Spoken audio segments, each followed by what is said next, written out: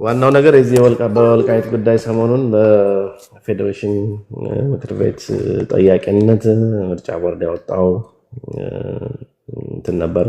በዚህ በወልቃይት በጠለምትና በራያ አካባቢ ያለ ኮንስቲቱሽን እንትን የምርጫ ኮንስቲቱንሲ ወደ በዚያም በዚህም አይሆንም የሚል ነገር ነበረ። እሱን ሁሉም እንደየሚፈልገው እንትን እየተረጎመ እኛ የታገልነው ወልቃይትን ከትግራይ አገዛዝ ወደ ኦሮሞ አገዛዝ ለመመለስ ነው ምናምን የሚሉ ቀደም የገለጽኳቸው እነዚህ በኢንፍሉዌንስ የሚንቀሳቀሱ እንትኖች የሰጡት አስተያየት ሰምቻለሁ። አሁን ደግሞ ዛሬ አቶ ጌታቸው ረዳ ወደ ፍርድ ቤት ሄዶ ምርጫ ቦርድን ኢንፋክት እዚህ ላይ ክሊር መሆን ያለበት አንዳንድ ሰዎች የፌዴሬሽን ምክር ቤት ትልቁ የህግ ልዕልና ያለው ኦቶሪቲ ነው እና የህግ ተርጓሚውን ሊያዝ አይችልም የሚል ነገር ያነሱ የህግ እንትን አለ። ግን ትልቁ ነገር ፍርድ ቤቱ ያደረገው ይሄም ከሆነ ማለት ነው እርግጠኛ አይደለሁም። ከሆነም ፍርድ ቤቱ እግድ የጣለው ምርጫ ቦርድ ላይ ነው እንጂ የፌዴሬሽን ምክር ቤቱ ላይ አይደለም። ይሄን እንደለይተን እንድናየው ነው። ዞሮ እንግዲህ ጣይሬ በዚህ ጉዳይ ላይ ቀደም ብሎም ክትትል ሲያረግ ጥናት ሲያረግ እንደነበረ አውቃለሁ። በግል ማህበራዊ ፌስቡክ ገጹም ሲያካፍለን ነበር ሐሳብ አለ በዚህ ጉዳይ ላይ። እንግዲህ ጣይሬ ሰፋ ያለውን ጊዜ ወስደ ምንድነው እየሆነ ያለው? መጀመሪያ የፌዴሬሽን ምክር ቤቱ ለምርጫ ቦርድ ባቀረበው ምክረ ሐሳብ መሰረት ምርጫ ቦርድ የነበረውን የኮንስቲቱንሲ ዴሊጌሽን የቀየረበትን ሁኔታ በዚያ ዙሪያ የተሰጠ አስተያየቶችን ከግራ ከቀኝ እያነሳ አስረዳል። ሁለተኛ ደግሞ አሁን አቶ ጌታቸው ረዳ ፍርድ ቤት ሄደው በምርጫ ቦርዱ ላይ እንትን ያሉት ያጻፉት ደብዳቤ የእግድ ደብዳቤ እሱን በተመለከተም ያለው ሌጋል ኢምፕሊኬሽን ፖለቲካል ኢምፕሊኬሽን ምንድነው የሚለው እስኪ እንመልከተው እና ጣይሬ አንተ ቀጥል ወንድም።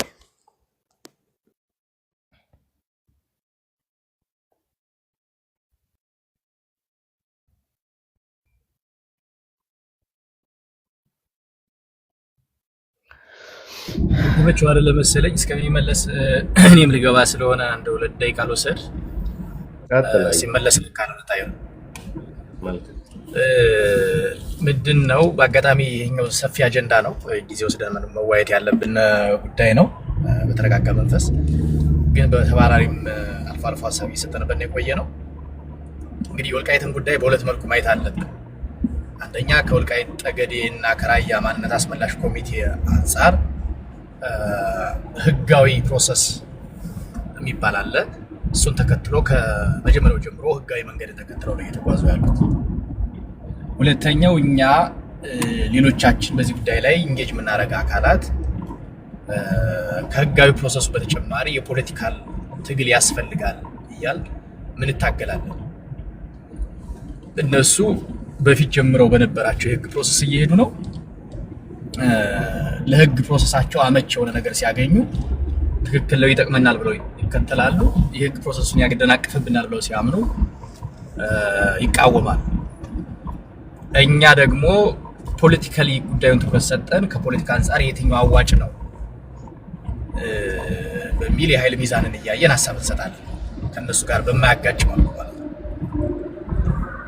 የትናንትናውን ደብዳቤ በምናይበት ጊዜ ለነሱ ከህግ አንፃር የሚጠቅም መሆኑን ትናንትና ኮሎኔል ደመቀ አንድ ኢንተርቪው አድርጓል። ረጅም አንድ 25 ደቂቃ አካባቢ አላያችሁት ከሆነ ከዛ በፊትም የራያ ማንነት አስመላሽ ኮሚቴም የወልቃይት የአማራ ማንነት አስመላሽ ኮሚቴም ወልቃይት ጠገዴ ሰቲት ሁመራ መግለጫ አውጥተዋል።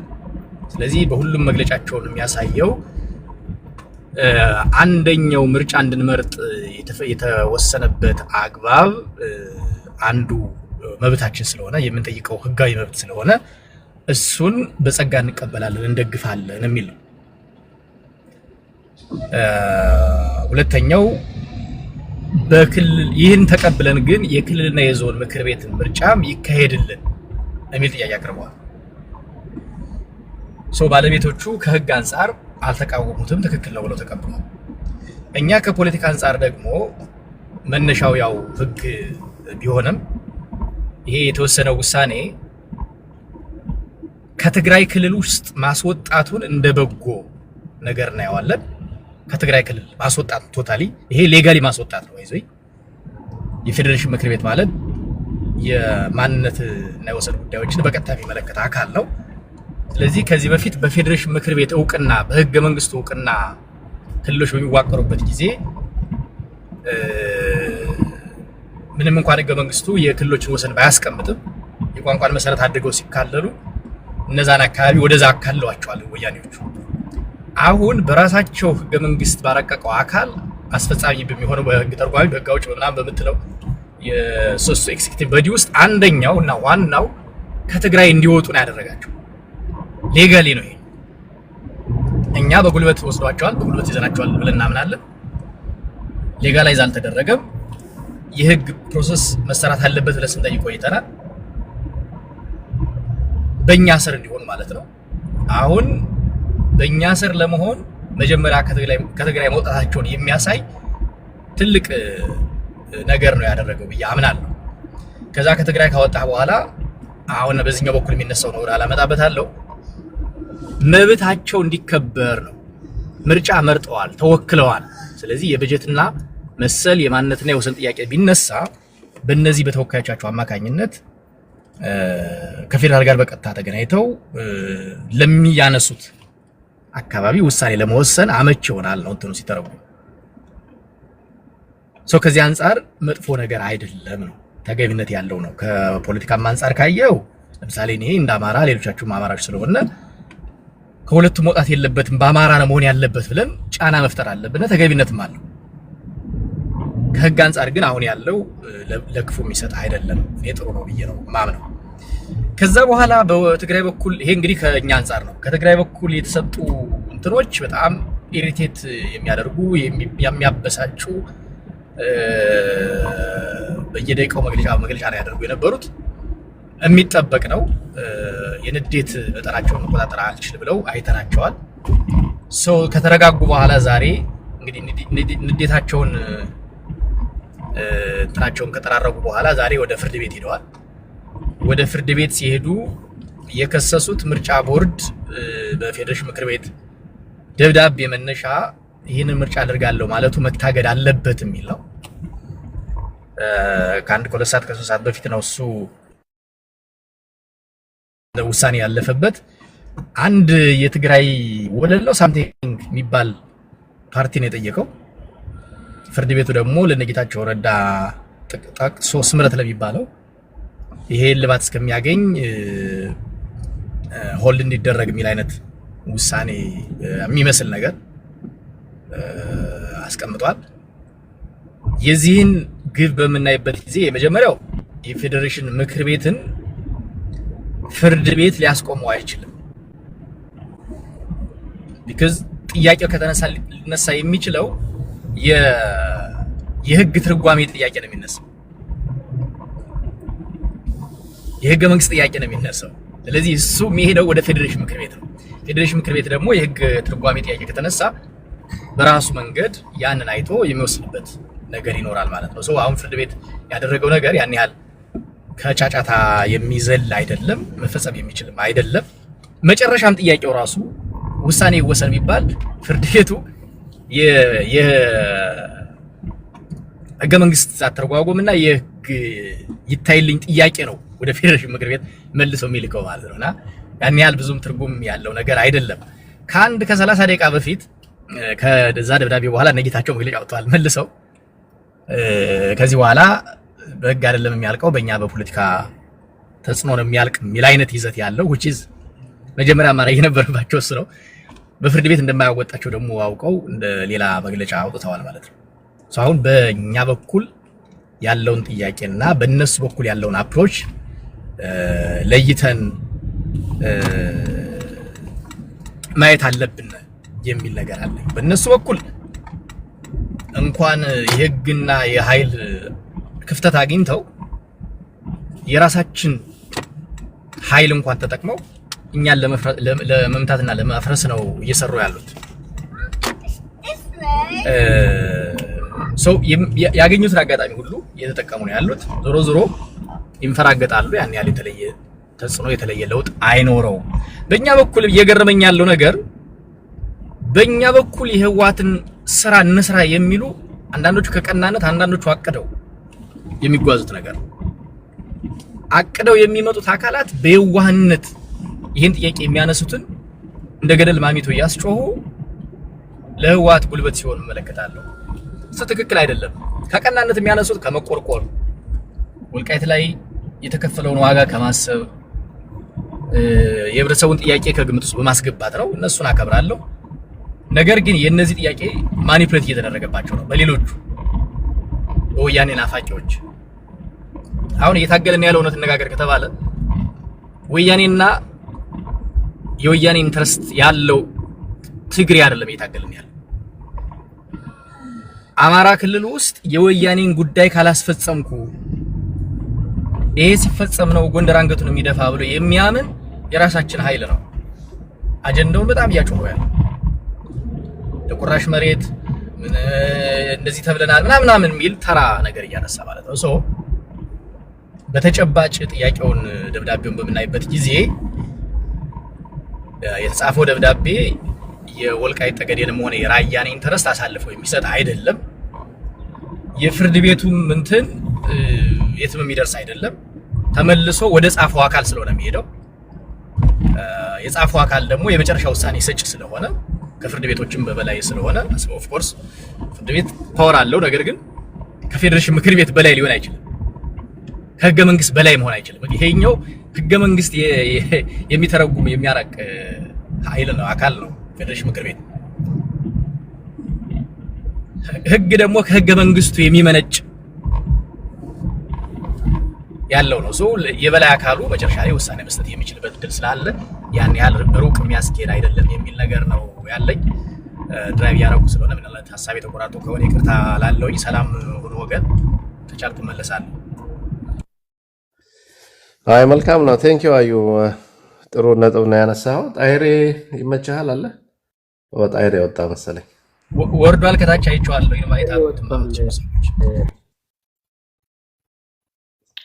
ጣይሬ ወጥቷል እሱ።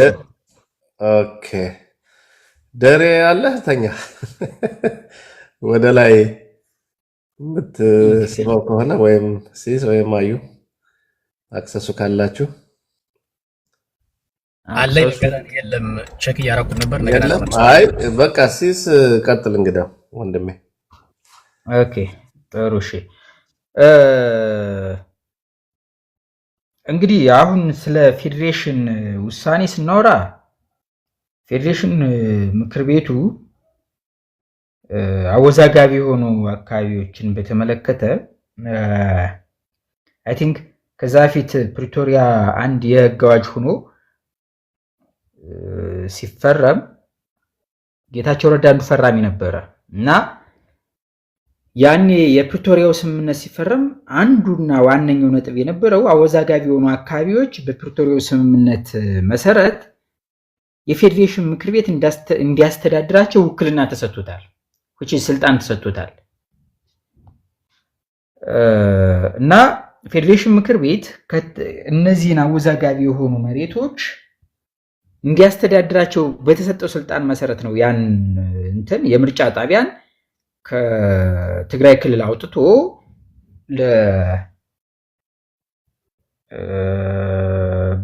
በራሳቸው ተወካዮቻቸውን መምረጥ እንዲችሉ ያደረገው።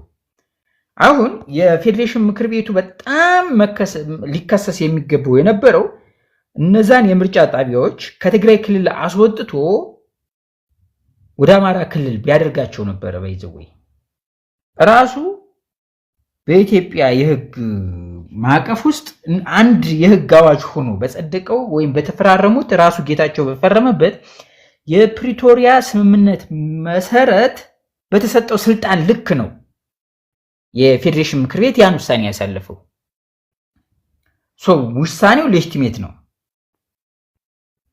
የትግራይ የፖለቲካ ኃይሎች ከራሱ ከቲፒኤልኤፍ እስከ ሌሎች ወደ 15 እስከሚደርሱ የተቃዋሚ ኃይሎች ጭምር የፌዴሬሽኑን ምክር ቤቱን ውሳኔ መቃወም የሚችሉት የነበረው ወይንም ለማስቀልበስ እንቅስቃሴ ማድረግ የሚችሉት የነበረው የፌዴሬሽን ምክር ቤት አወዛጋቢ ተብለው የተቀመጡ አካባቢዎችን በዛ የፕሪቶሪያ ስምምነት መሰረት በአማራ ክልል ሆታ አስገብቶ ቢሆን ነበረ። ያን አላደረገም። በይዘው ማድረግ ይችል ነበር። ያን ያላደረገው አወዛጋቢ ናቸው ተብለው ስለተቀመጡ አወዛጋቢ ሆነው እንደቀጥሉ ለማድረግ ነው ያን ያደረገው። ኤንድ የተሰጠው ስልጣንም እስከዚህ ድረስ ነው፣ ራሱ እንዲያስተዳድራቸው እንጂ ከአንዱ ክልል ወደ አንዱ ክልል የምርጫ ጣቢያ እንዲገቡ አልነበረም የተሰጠው ስልጣንም። ስልጣኑን ነው የተጠቀመው የፌዴሬሽን ምክር ቤቱ። ሌጂቲሜት ነው ማለት ነው ይህን ውሳኔ ሲያሳልፍ። ይህን ተከትሎ የትግራይ የፖለቲካ ኃይሎች የከሰሱት ክስ እና ፍርድ ቤቱ ያሳለፈው ውሳኔ እንዴት ነው የሚታየው ከተባለ የመጀመሪያው ነገር የትግራይ የፖለቲካ ኃይሎች ይህን ክስ የመመስረት እንትኑ ራሱ ስልጣኑ ራሱ የላቸውም። ፍርድ ቤቱ ክስ ሲሄድለት የማየት ግዴታ ኃላፊነት ስላለበት ካልሆነ በስተቀር ያየው እነዚህ የፖለቲካ ኃይሎች ያን ክስ የማቅረብ በራሱ ስልጣን የላቸውም። አንደኛው ጌታቸው ረዳ የፕራይም ሚኒስትሩ የምስራቅ አፍሪካ አማካሪ በሆነበት እንትን ውስጥ የዲስፕሊን ጥያቄም ያስነሳበታል። አንድ ሁለተኛ ፓርቲው የማንነት ጥያቄ ካለው የማንነቱን ጥያቄ ላይክ የአማራ የፖለቲካ ኃይሎች እንደ አጀንዳ ይዘው እንደሚታገሉበት በዛ ልክ ይዞ መታገል ይችላል እንጂ ፍርድ ቤት ድረስ ሂዶ ፓርቲ ሆኖ ተቀምጦ እንደ ፓርቲ በኢትዮጵያ የምርጫ ህግ መሰረት ፓርቲ ሆኖ ተቀምጦ ያን አይነት ክስ ከሶ ማሳገድ የሚችልበት ስልጣን የለውም በይዘው ማለት ነው። ከፓርቲ ዲሲፕሊንም አንፃር የምርጫ ቦርድ የፓርቲ ዲሲፕሊን አለው፣ እሱንም የጣሰ ነው። ምርጫ ቦርድ ፍርድ ቤቱ ለጊዜው ህጋዊ እልባት እስኪሰጠው ድረስ ነው ያለው። በይዘው ውሳኔ አላሳለፈም ፍርድ ቤቱ ገና ህጋዊ እልባትም አልሰጠም። ኢቨን እሱም ያለችውን ስልጣን ተጠቅሞ ህጋዊ እልባት ገና አልሰጠም ፍርድ ቤቱ። ታይቶ ክርክሮች ተደርገው ህጋዊ እልባት ይሰጠዋል። ራሱ ምርጫ ቦርድ ይቀርባል በይዘው ማለት ነው። ቀጠሮ አለው። ያ በዛ በቀጠሮ ቀን ምርጫ ቦርድና የትግራይ የፖለቲካ ኃይሎች ተገናኝተው ክርክር አድርገው ጉዳዩ ህጋዊ ማዕቀፍ እስኪሰጠው ድረስ ታግዶ ይቆይ ነው። which is መቼ ነበር ቀጠሮ የተሰጠው? እስከዛሽ ቀን ማለት ነው።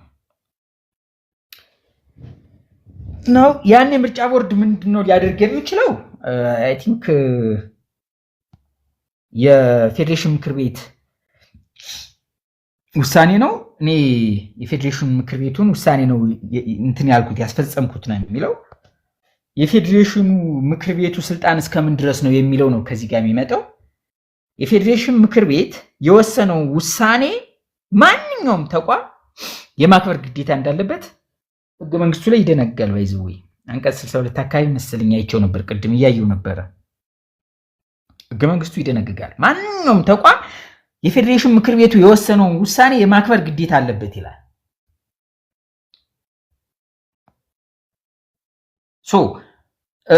ፍርድ ቤቱ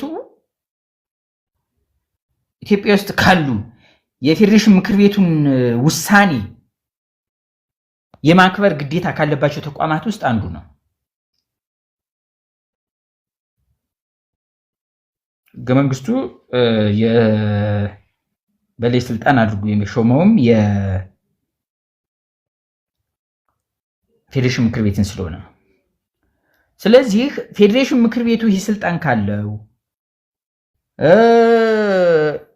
ቀጣይ የሚኖረው የፍርድ ቤት ቀጠሮ ላይ ራሱ ምርጫ ቦርድ ባንድ የችሎት ቀን ውሳኔውን እግዱን ማስነሳት የሚችልበት እድል ነው ያለው ብዬ አምናለሁ። እና የነጌታቸው ረዳ ክስ እንዲሁ ለትግራይ ህዝብ ፖለቲካሊ ሎያልነቱን ከማሳየት የዘለለ የሚሆን አይመስለኝም። እዛ የዘለለ ሚና ያለው ከዛ የዘለለ አቅም ያለው ክስ ነው ብዬ አላምንም። ፍርድ ቤቱም ይህን ክስ ተቀብሎ የፌዴሬሽን ውሳኔ ላይ እንትን የሚል ስልጣን የለውም፣ የመሻር ስልጣን የለውም። በደንብ ሲታይ ህገ መንግስቱ ያሉ እንትኖች ድንጋጌዎች አሁን እንግዲህ ሊሆን የሚችለው ያን ቀጠሮ ጠብቆ በዛ ቀጠሮ ቀን ክሱን እንትን ማለት ነው እግዱን እንዲነሳ ማድረግ ነው እንጂ ከዛ የዘለለ እንትን የለውም። ህጋዊ ውሳኔም ገና ስላልሰጠ ፍርድ ቤቱ ህጋዊ ውሳኔ የሚሰጥበት ቀጠሮ ገና ነው። ይህኛው ፍርድ ቤቱ የሰጠው እንትን የእግድ ውሳኔ ያው የማየት ኃላፊነት ስላለበት ክስ እስከሄደለት ድረስ ያን ሪስፖንሲቢሊቲ ለመወጣት ያክል ያደረገው ጉዳይ ነው። ይሄ ነው እኔ ያለኝ ሀሳብ። ሶል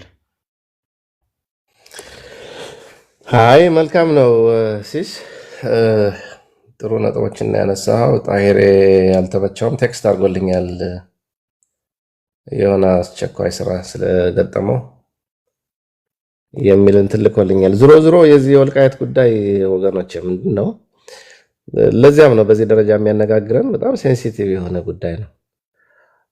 ለፖለቲካል ሀብ ወይም ኢኮኖሚካል ሀብ ብቻ አይደለም፣ ካልቸራል ሀብ ብቻ አይደለም። ወልቃይት ለአማራ ህዝብም ለጎንደርም ለጎንደር አማራም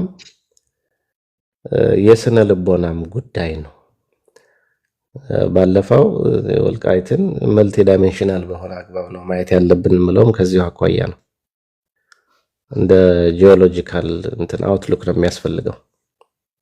ዝም ብሎ ተራ የሆነ የፖለቲካ እንትን አይደለም፣ ስትራቴጂክ ነው። የወልቃይት መሬት ስንል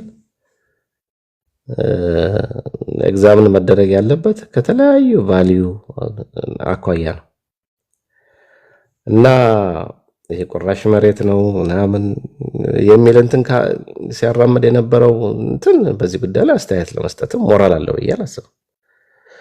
ቁራሽ መሬት ነው ብለህ የምታምን ከሆነ ፖለቲካሊ ወደዚህ ሄደ ያንተ ጉዳይ አይደለም። ይሄ በግልጽ መነገርም መሰመርም ያለበት ጉዳይ ነው።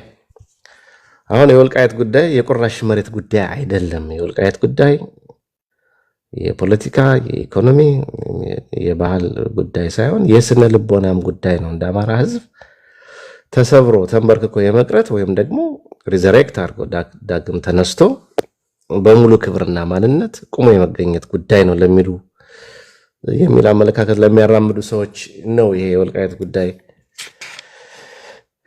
ሊያስጨንቃቸው የሚገባ ብዬ የማስበው እንጂ የቁራሽ መሬት ነው ምናምን የሚለው ነገር ብዙም በዚህ ጉዳይ ላይ አስተያየት እንዲሰጥም ሞራል እንትንም የለውም። ሌላው የገረመኝ ነገር የአማራ ክልል መንግስት የሚባለው በዚህ ጉዳይ ላይ ምንም አላለም። በዚህ በትግራይ ጥቅም አድቫንስ እናደርጋለን የሚለው ኃይሎች ጌታቸውም ሆነ ሌሎቹ ፍርድ ቤት ሂዶ እንደዚህ የማዘዣ ደብዳቤ እስከማጻፍ እስከማስወጣት ደርሰዋል። የአማራ የሚባለው ክልል መንግስት ግን ፕሮ ወይም የተቃውሞ ድምፅ አላሰማም። ዝም ነው ያለው፣ አብስቴን ያደረገው እና ይሄ በጣም የገረመኝ ጉዳይ ነው። እንደ መንግስት ማለት ነው። ምናልባት እንደ ፓርቲ በዚህ ጉዳይ ላይ መግለጫ ለመስጠት ሊከብድ ይችል ይሆናል። የአማራ ክልል የብልጽግና ፓርቲ በፌዴራል የብልጽግና ፓርቲ ስር ስለሆነ፣ ግን እንደ መንግስት ህገ መንግስት የክልል ህገ መንግስት ቀርጾ ኦፕሬት እንደሚያደርግ ፋንክሽናል መንግስት በዚህ ጉዳይ ላይ የምርጫ ቦርድ ውሳኔ ትክክል ነው ወይም ደግሞ አይደለም በአማራ ክልል ያለ ወልቃይት ድሮም ታሪክ ብቻ ሳይሆን በተፈጥሮም ጭምር ተከዜ በሚባል ታላቅ ወንዝ የተገደበ የድንበር ወሰን ክልል ነው።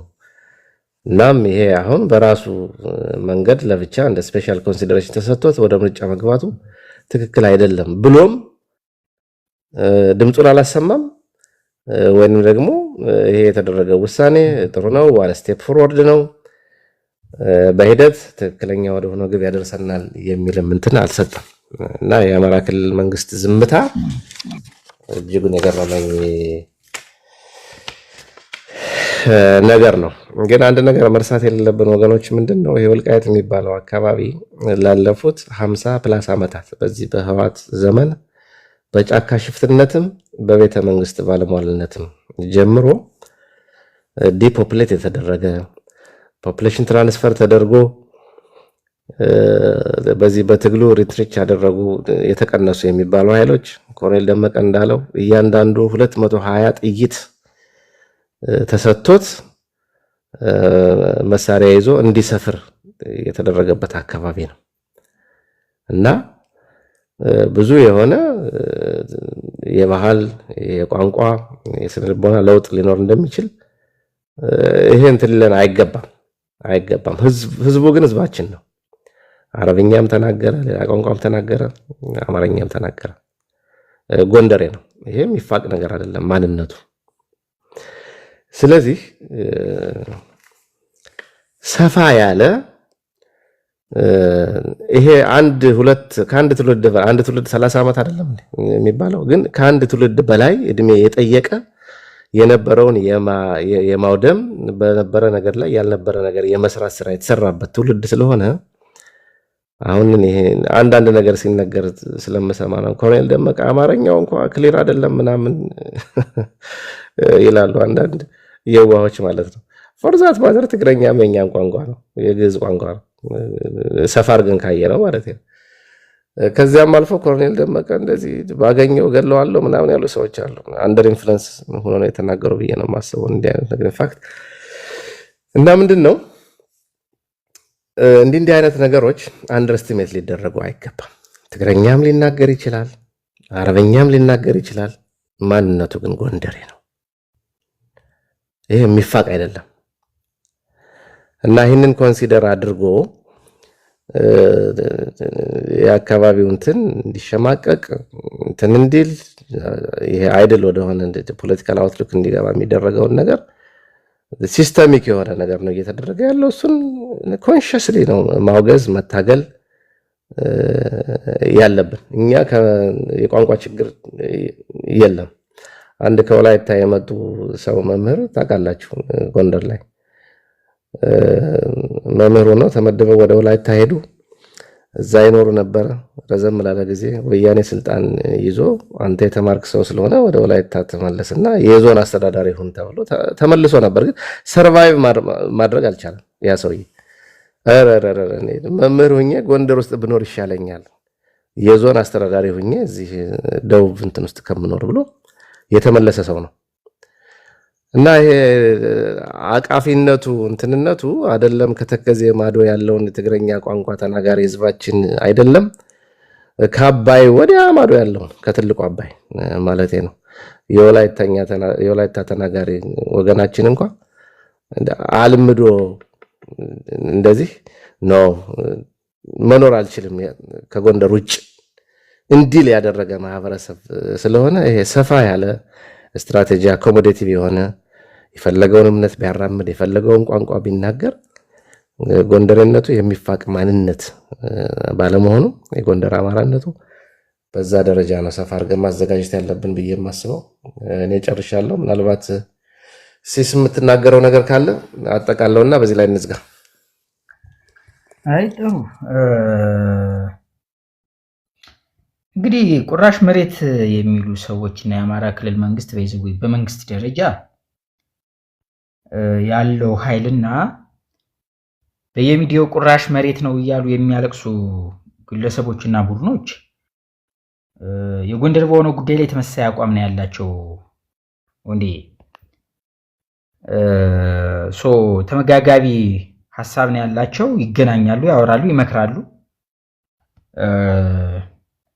ወልቃይትን ለቲፒኤልኤፍ መልሶ አሳልፎ በመስጠት ደረጃ የተለያየ ሀሳብ አይደለም ያላቸው። የጫካው ብአዴንም የአገዛዝ ውስጥ ያለው ብአዴንም ኦር የአማራ ፋኖ በጎጃም እና የአማራ ፋኖ የአማራ ብልጽግና በጎጃም ማለት ነው። which መንግስቱንም በበላይነት የሚቆጣጠረው የአማራ ብልጽግና በጎጃም በመሆኑ ይሄ ሁለቱ ኃይል ተመጋጋቢ የሆነ ሀሳብ ነው ያለው።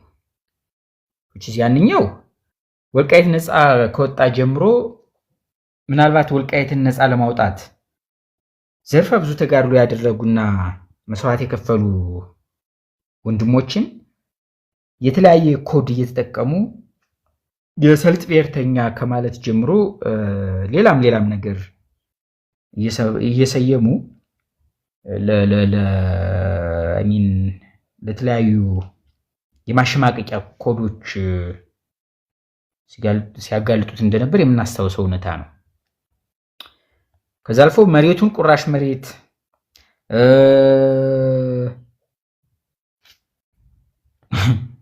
ለዘመናት አካባቢውን ሲያስቀይ ከነበረው ኃይል ጋር ሲደረግ የነበረውን ጦርነት የኛ ጦርነት አይደለም ብሎ የውጊያ እስከ ማበላሸት ድረስ የደረሰ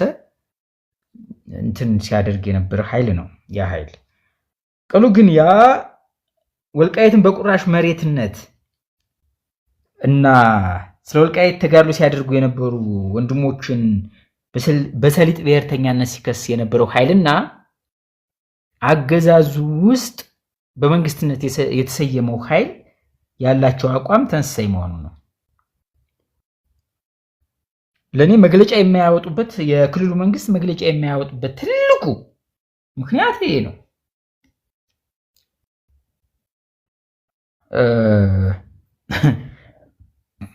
ወልቃይትን አጀንዳው እንዲያደርግ ተገዶም ቢሆን ወልቃይትን አጀንዳው እንዲያደርግ የተደረገው የአማራ ክልል ካቢኔ ካሁን በፊት የምናስታውሰው ነው።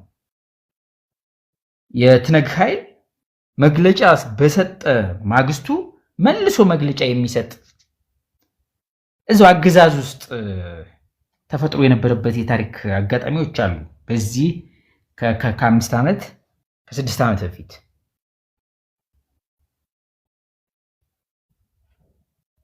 ናው ያን የነበረው የአማራ ክልል ካቢኔ በድፍረት ቲፒኤልኤፍ ሲያወጣው ለነበረው መግለጫ ግብረ መልስ ይመልስ የነበረው ወልቃይትና ራያ የአማራ አጽመ ርስቶች እንደሆኑ በትልቁ በማስመር ነው የነበረው እና ስለምናስታውሰው መግለጫዎችንም ወደኋላ መለስ ብለን ፈልገን ማምጣት ስለምንችል ነው አሁን በድፍረት የምንናገረው ነው። በጊዜ ሂደት